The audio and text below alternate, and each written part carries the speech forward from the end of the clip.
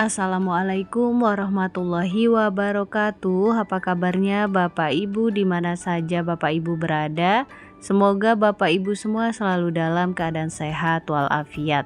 Nah, Bapak Ibu berjumpa kembali pada channel YouTube Desti Hidayat, dan di video kali ini untuk informasi yang akan saya sampaikan berjudul Rakor DPR putuskan nasib honorer R2, R3, R4, R5 siap diangkat jadi P3K tahun depan. Nah, Bapak Ibu, untuk informasi kali ini dilansir dari laman Radar Kediri. Kira-kira bagaimana informasi lengkapnya? Bapak Ibu dapat mengetahuinya dengan menyimak video ini hingga selesai. Namun Bapak Ibu, sebelum kita ke informasi lengkapnya, ada baiknya Bapak Ibu terlebih dahulu klik tombol subscribe dan juga nyalakan tombol loncengnya agar Bapak Ibu tidak ketinggalan info-info berikutnya. Dan nantinya jika dirasa informasi ini bermanfaat, Bapak Ibu dapat men-share agar tersampaikan kepada yang membutuhkan. Baik Bapak Ibu, mari kita ke informasi lengkapnya. Nah, Bapak Ibu, ada angin segar berembus untuk ribuan tenaga honorer di seluruh Indonesia. Pemerintah pusat bersama DPR RI akhirnya menyepakati pengangkatan honorer dari kategori R2, R3, R4, dan R5 menjadi P3K penuh waktu mulai tahun 2025 mendatang. Kesepakatan ini dicapai dalam rapat koordinasi terbaru yang digelar pemerintah pusat bersama parlemen sebagai bagian dari upaya besar penataan sistem kepegawaian nasional. Nah, Bapak Ibu, langkah ini sekaligus menjadi titik terang bagi para honorer yang selama ini menanti kejelasan status mereka. Kategori R2 hingga R5 merujuk pada kelompok honorer dengan latar belakang administrasi dan legalitas berbeda dalam data BKN.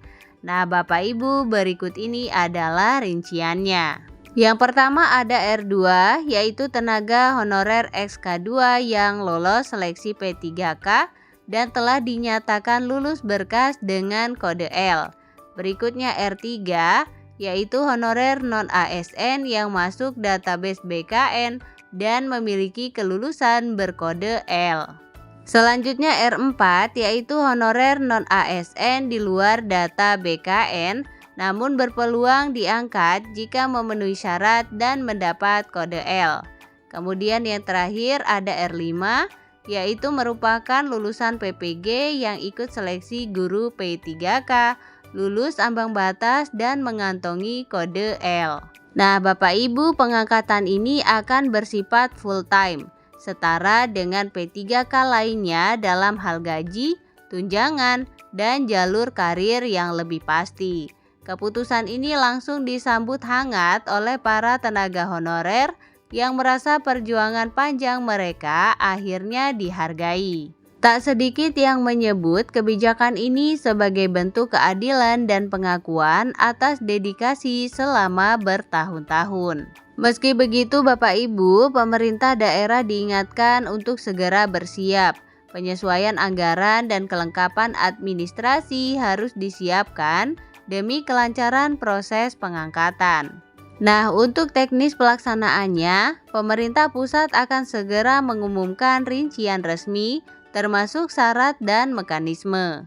Ada sinyal bahwa proses pengangkatan bisa dilakukan tanpa tes ulang, melainkan menggunakan sistem afirmasi atau penyederhanaan proses.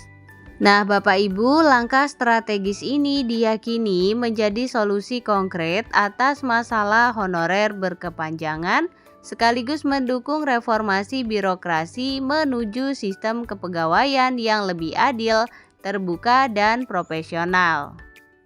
Nah, Bapak Ibu, itu dia tadi informasi yang dapat saya sampaikan. Semoga informasi ini mudah dipahami, menjadi wawasan, dan juga bermanfaat. Jangan lupa Bapak Ibu untuk share video ini agar tersampaikan kepada yang membutuhkan. Berikan like pada video ini, klik tombol subscribe dan juga nyalakan tombol loncengnya agar Bapak Ibu tidak ketinggalan info-info berikutnya. Terima kasih Bapak Ibu, salam sukses, salam sehat selalu. Assalamualaikum warahmatullahi wabarakatuh.